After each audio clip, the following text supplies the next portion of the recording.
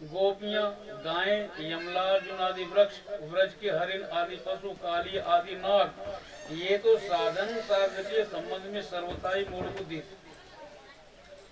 इतने ही नहीं, ऐसे ऐसे और भी बहुत हो गए हैं जिन्होंने केवल प्रेम पूर्ण भाव के द्वारा ही अनायास मेरी प्राप्ति कर ली और कृतकृत्य हो गए। उद्धव बड़े बड़े प्रयत्नशील साधक योग, सांख्य, दान, व्रत, तपस्या, यज्ञ, श्रुतियों की व्याख्या, स्वाध्याय और संन्यास आदि साधनों के द्वारा मुझे नहीं प्राप्त कर सकते, परंतु सत्संग के द्वारा तो मैं अत्यंत सुलभ हो जाता हूँ। अब भगवान आगे उदाहरण दे रहे, भगवान आगे उदाहरण दे रहे, रामेण सारदम मथुराम प्रणीते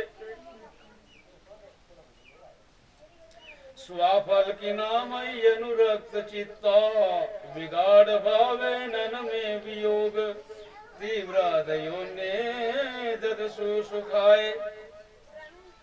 रामेण सारदम मथुराम प्रणीते स्वाफल की नाम अनुरक्त चित्ता विगाढ़ भावे नन में वियोग तीव्र दयोन्यम ददसु सुखाए। तास्ताक्षप प्रेष्ठतमेन नीता मयैव वृंदावन गोचरेण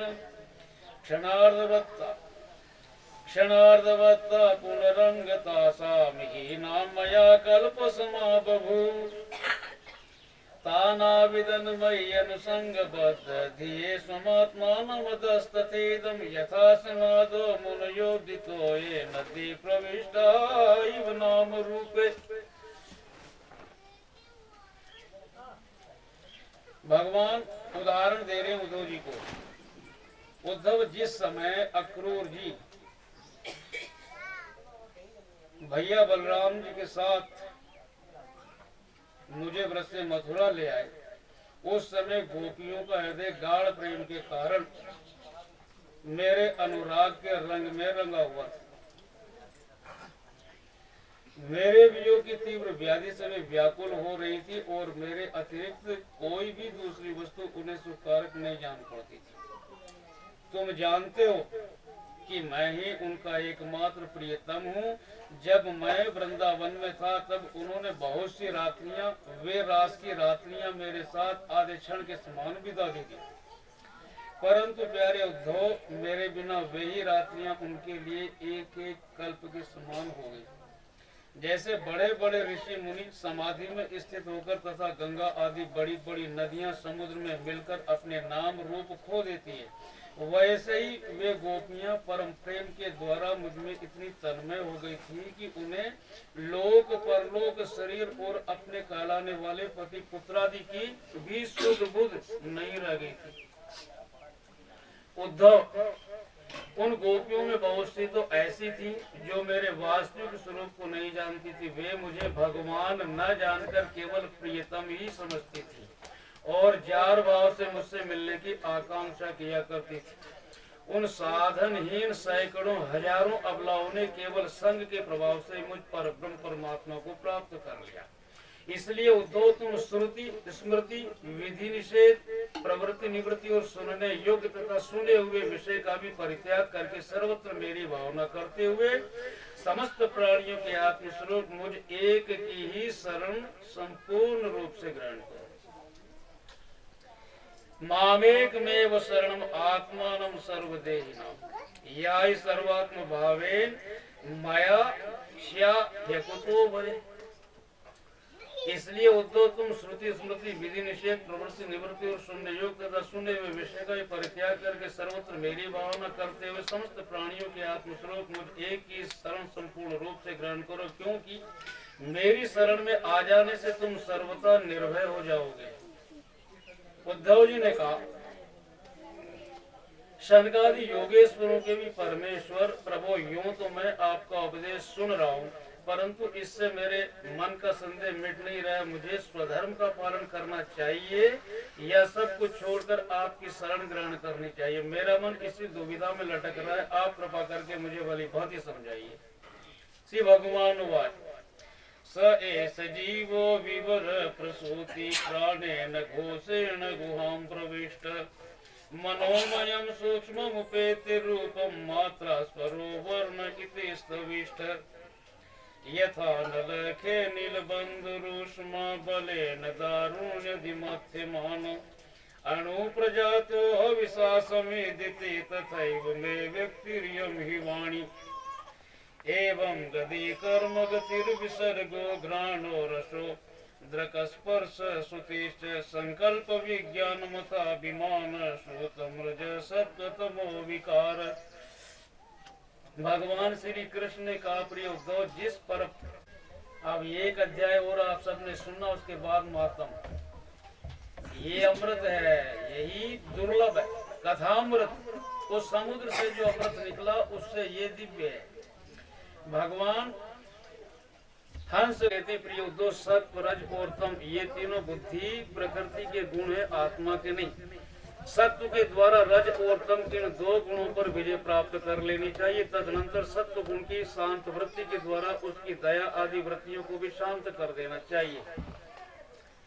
जब सत्व गुण की वृद्धि होती है तभी जीव को मेरे भक्ति रूप स्वधर्म की प्राप्ति होती है। निरंतर सात्विक वस्तुओं का सेवन करने से ही सत्व गुण की वृद्धि होती है और तब मेरे भक्ति रूप स्वधर्म में प्रवृत्ति होने लगती है। जिस धर्म के पालन से सत्व गुण की वृद्धि हो वही सबसे श्रेष्ठ वह धर्म रजोगुण और तमोगुण को नष्ट कर देता है। जब वे दोनों नष्ट हो जाते हैं तब उन्हीं के कारण होने वाला अधर्म भी शीघ्र ही मिट जाता है। शास्त्र, जल, प्रजा, जन, देश, समय, कर्म, जन्म, ध्यान, मंत्र और संस्कार, ये 10 वस्तुएं यदि सात्विक हो तो सत्व गुण की, राजसिक हो तो रजोगुण की और तामसिक हो तो तमो। सात्विक है, जिनकी निंदा करते हैं वे तामसिक हैं और जिनकी उपेक्षा करते हैं वे वस्तुएं राजसिक। जब तक बांसों की रगड़ से आग पैदा होती और वह उनके सारे वन को जलाकर शांत हो जाती, वैसे ही ये शरीर गुणों के वैष्म से उत्पन्न हुआ है। विचार द्वारा मंथन करने पर इससे ज्ञानाग्नि प्रज्वलित होती और वह समस्त शरीरों एवं गुणों को भस्म करके स्वयं भी शांत हो जाती है। उद्धव जी ने पूछा प्राय सभी मनुष्य, उद्धव जी ने पूछा बस जहाँ मन में रजोगुण की प्रधानता हुई कि उसमें संकल्प विकल्पों का तांता बन जाता है। बस जहाँ मन में रजोगुण की प्रधानता हुई कि उसमें संकल्प विकल्पों का तांता बन जाता है, अब वह विषयों का चिंतन करने लगता है और अपनी दुर्बुद्धि के कारण काम के फंदे में फंस जाता है, जिससे फिर छुटकारा होना बहुत ही कठिन है। अब वह अज्ञानी काम वश अनेकों प्रकार के कर्म करने लगता है और इंद्रियों के वश होकर ये जानकर भी कि इन कर्मों का अंतिम फल दुख ही उन्हीं को करता है, उस समय वह रजोगुण के तीव्र वेग से अत्यंत मोहित रहता है। यद्यपि विवेकी पुरुष का चित्त भी कभी कभी रजोगुण और तमोगुण के वेग से विक्षिप्त होता है, तथापि उसकी विषयों में दोष दृष्टि बनी रहती, इसलिए वह बड़ी सावधानी से अपने चित्त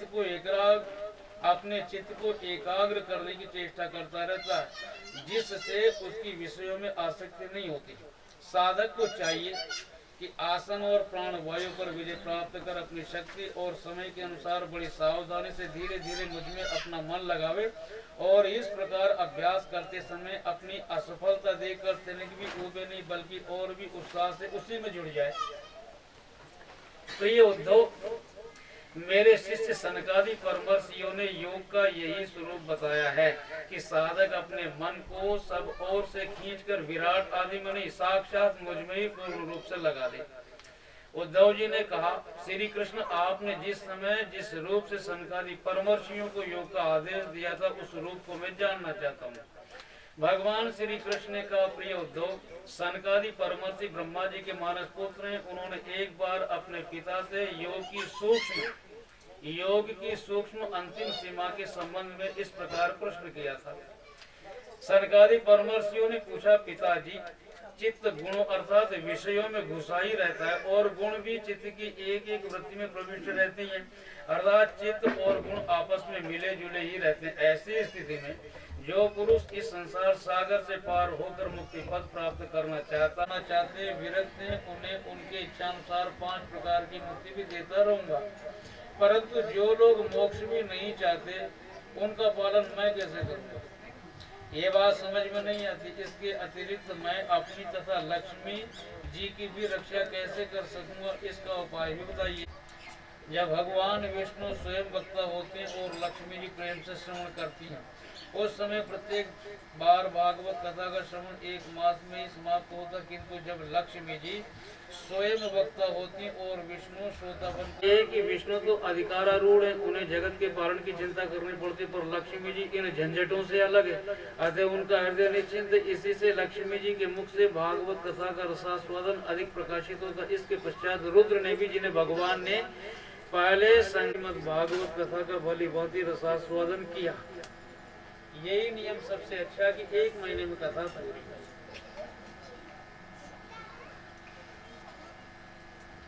रहस्य को तो नहीं समझ सका, किंतु मैंने उसका चमत्कार प्रत्यक्ष देखा। भगवान के ही सखा उद्धव जी, भगवान ने सारी बातें उनको समझा करके भेजा और गोपियों को सुनाया, और गोपियां समझ गई तो सुखी होगी, मगर उद्धव जी उसका रहस्य नहीं समझ सके। ये कितना बड़ा चमत्कार। इसके बहुत समय के बाद वृक्ष की जड़ के पास अपने सामने खड़े हुए मुझे भगवान ने श्रीमद् भागवत विषयक उस रहस्य का स्वयं उपदेश किया और मेरी बुद्धि में उसका दृढ़ निश्चय करा दिया। उसी के प्रभाव से मैं बद्रिकाश में रहकर भी यहाँ वृक्ष की लताओं और बेलों में निवास करता हूँ।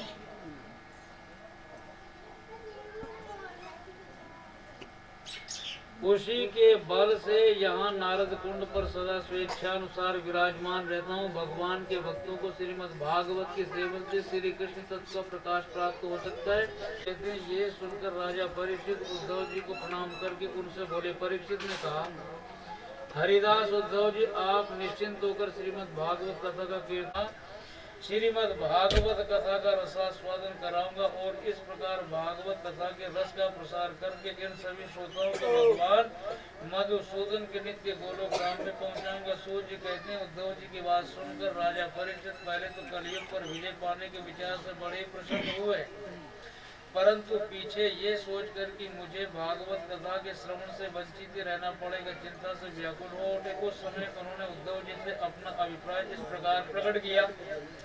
राजा परीक्षित ने कहा, हे तात, आपकी आज्ञा के अनुसार तत्पर होकर मैं कलयुग को तो अवश्य अपने वश में करूंगा, मगर श्रीमद् भागवत की प्राप्ति मुझे कैसे होगी? जग कीर्ति अंदर छाई रही, दिन 4 विशेष जिया न जिया। ये ब्रह्मानंद जी का भजन है। हमको तो आता नहीं, अब गाने की तो शौक रहती है, याद ही नहीं आती। ये ब्रह्मानंद जी का भजन है। इसलिए जब गाना हो तो अस्थाई और अंतराय 2 होता है। संगीत का यही नियम है, पहले आप आराम से अपनी आवाज को उठाओ, उसके बाद अपने आप ही अंतरा ऊंचे स्वर में आएगा। उसमें बोलो 2 ही स्वर होते हैं संगीत के, उसके बिना संगीत में आनंद नहीं आता है। बोलो ना, याद ही आए तो बोल दूं ना, भजन याद आए तो बोल दूं ना। वो मैंने ऐसे ही कोई हारमोनियम बजना नहीं था, उन्हें ऊपर चुकी जाने कर ले। मैं हारमोनियम बजना ना, ऊपर चुकी जाने।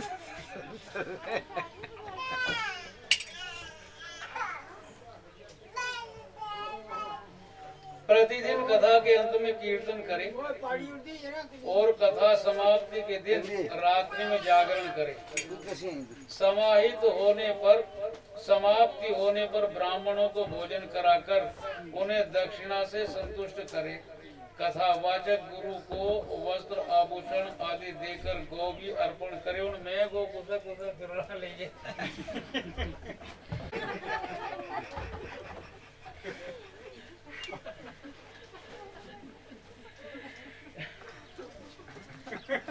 गाय को लेके जाएंगे, ये गाय के लिए घास भी चाहिए, जगह भी चाहिए। वो अपना के माल इधर नहीं पूरा बेचारा।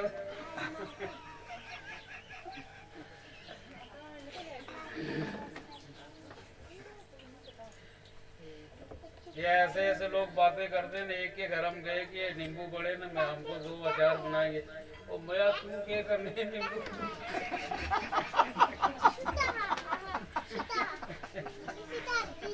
वो मर गई ना बुढ़िया बेचारी जो है वो रामलाल की ससुर जो ईश्वरो ईश्वरो उसकी बहन थी ना वो फिक्रो हो बड़ी बारिश सख्त मोर दी।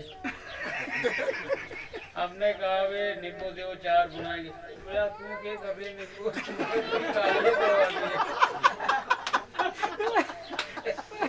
काली पोआ दी माड़ी पेड़ से नींबू मंगवा दुनिया कर दी तरह तरह की बातें।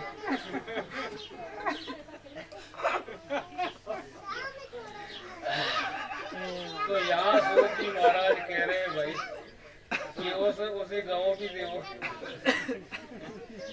गाय को पूर्ण ले लेके फिरेगा। कथावाचक गुरु को वस्त्र आभूषण आदि देकर गौ भी अर्पण करे। इस प्रकार विधि विधान पूर्ण करने पर मनुष्य को स्त्री घर पुत्र राज्य और धन आदि जो जो उसे अभिष्ट होता है वह सब मनोवांछित फल प्राप्त होता। परंतु सकाम भाव बहुत बड़ी विडंबना है, वह श्रीमद् भागवत की कथा में शोभा नहीं देता है। गौवा श्याम सुंदर जी के पास ही है, बस 2 सूद मिल जाए 4 साल तो उम्र बढ़ गई। गायों को श्याम सुंदर जी संभाले। श्री सुखदेव जी के मुख से कहा हुआ ये श्रीमद् भागवत शास्त्र तो कलयुग में साक्षात श्री कृष्ण की प्राप्ति कराने वाला और नित्य प्रेमानंद रूप फल प्रदान करने वाला है। इति श्री स्कांदे महापुराण 81 सहस्राम संहितायाम द्वितीय वैष्णव खंडे श्रीमद् भागवत महात्म्य भागवत श्रोत्र वक्त्र लक्षण श्रवण विधि निरूपण नाम चतुर्थोध्याय इति समाप्तमिदं श्रीमद् भागवत महात्म्यम। हरि ओम तत्सत्। बोलो बांके बिहारी भगवान की जय। हरे राम राम राम हरे हरे, हरे राम राम राम हरे हरे, हरे कृष्णा कृष्णा कृष्णा हरे हरे, हरे कृष्णा कृष्णा कृष्णा हरे हरे, हरे राम राम राम हरे हरे,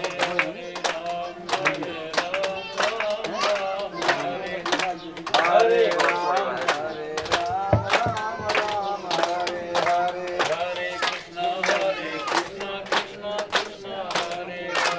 हरे हरे कृष्णा कृष्णा कृष्णा हरे हरे,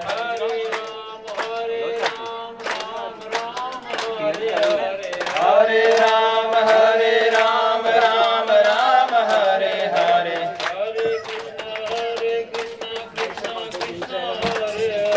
हरे कृष्णा कृष्णा कृष्णा हरे हरे,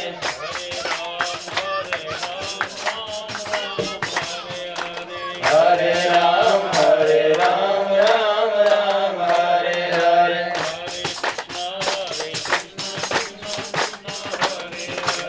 हरे कृष्णा कृष्णा कृष्णा हरे हरे,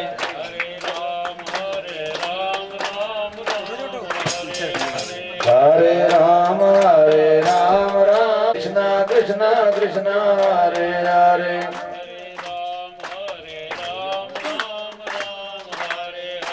हरे राम राम हरे हरे,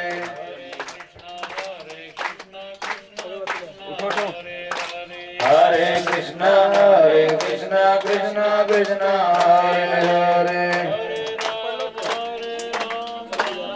थाली रे बोलो थाली हरे राम राम हरे हरे, आरती अति पावन पुराण की,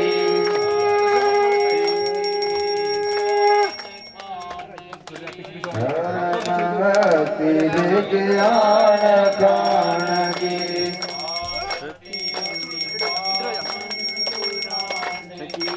आरती अति पावन पुराण की, समय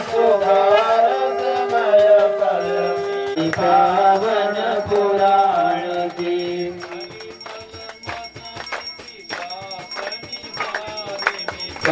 निर्मल जन्म मृत्युमय भवहारिणी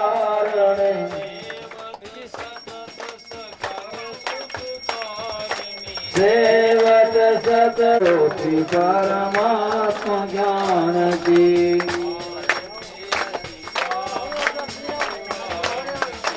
आरती अति पावन पुराण की